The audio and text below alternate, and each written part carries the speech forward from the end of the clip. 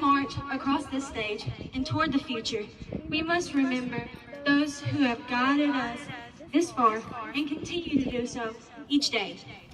I'd like to start by thanking the faculty and staff for waking up early every morning, even after working late into the night, to come in and prepare us for our futures.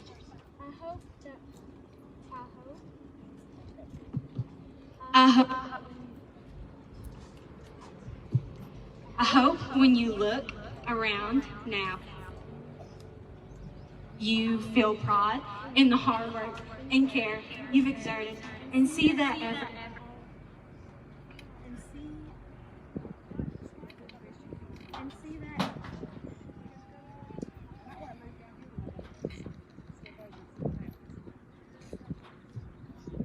And see that effort within all the students here this evening. You have played such a big role in molding us into the people we are today, and we will carry that wisdom you've bestowed upon us for years to come, particularly that of Miss Sonia Pickleside, 10th grade biology class. I've got a small applause worth of her that I doubt I'll ever get rid of. There are so many other things about the school that I'll never forget, from Miss Beth Keatley, Miss Robin Ellis, and Miss Katie Innill, doubling as our English teacher and our moms away from home, to the science department's scary reputation, but hearts of gold. And Mr. Johnson, you're a bunch of softies, don't try to fool us. The history boys, and poor Miss Williamson there to keep them in line, to the menacing math wing, which, let's face it, lives up to the reputation. Mr. Soltes, always cracking jokes. Eli Hermosa, Isa Patica, Sierra Klein, and Sierra Smith. They all have become so much more to us than just teachers. We've become a community in which we can all depend on each other. Thank you so much for the sacrifices you've made, the contributions you've made to our lives, and the care with which you have treated us. I'd also like to take a moment to thank my family and friends who have always provided me with endless love and support. I love you guys so much, and I wouldn't be where I am without you.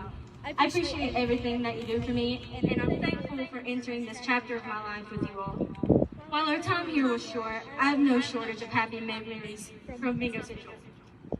I've surprisingly learned a valuable lesson from this experience, how to handle change. If any of you guys are like me, you take change pretty hard. All of these new normals and shifting routines can make functioning properly a bit of a task.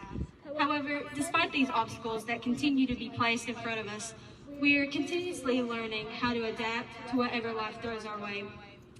Change can be a scary thing, but I feel as if our time here has helped us hone our ability to take it in stride. Socrates once said, "The secret of change is to focus all of your energy not on fighting the old, but on building the new." And we are the generation to do so.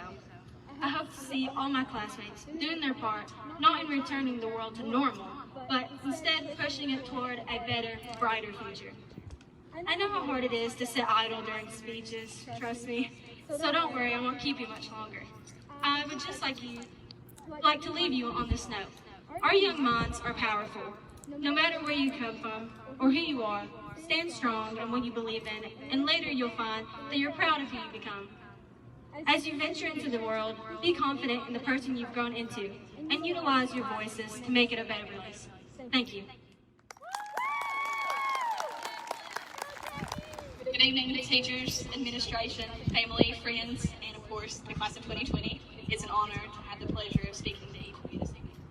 I believe that as a class, we can all agree that upon making the transition into what would be the past 4 years, even though it would come to be an unforgettable part of our lives, we had absolutely no idea what we were in for. We had no clue all the things that Mr. Hunt would teach us about life. For instance, the fact that your child can be 3 years old for 3 consecutive years, unless he finally turned 4. Or